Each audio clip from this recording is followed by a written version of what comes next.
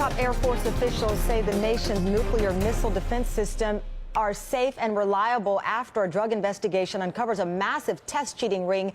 Nearly 36 nuclear missile launch officers are accused of sharing answers on a monthly exam on their knowledge of how to operate those missiles.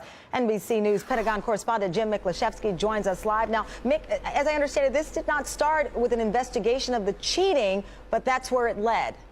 That's right. This investigation actually began with an investigation into the allegations that there were a number of these missile launch officers, those with who actually have the fingers on the button to launch nuclear weapons if necessary. That the investigation began into allegations that several of them may have been involved or at least possessed illegal drugs. And it was during the course of that investigation that they found out about this cheating scandal. 34 of these missile launch officers have been temporarily relieved of their position, pulled out of their launch capsules. They've had their security clearances lifted temporarily, pending an investigation. Early indications are, though, that only about half of them may have actually had access to those answers to the upcoming exam that were texted, allegedly, by one of those missile launch officers.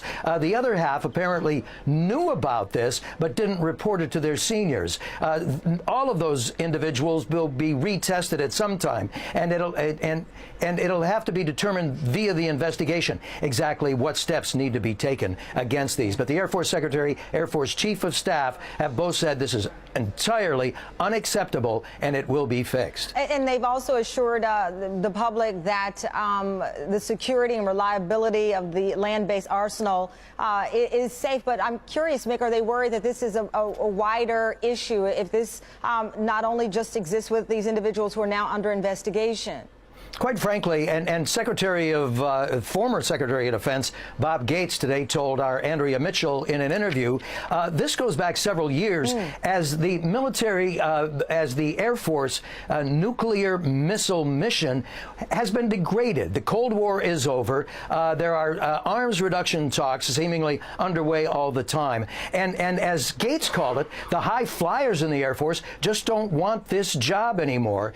So there's been less money, less attention paid to that mission, but they say that the people in the Air Force say we have to get that edge back to make sure that everybody in this critical occupation in the Air Force is at the top of their game. All right, Mick, thank you very much. Greatly appreciate it. Still ahead.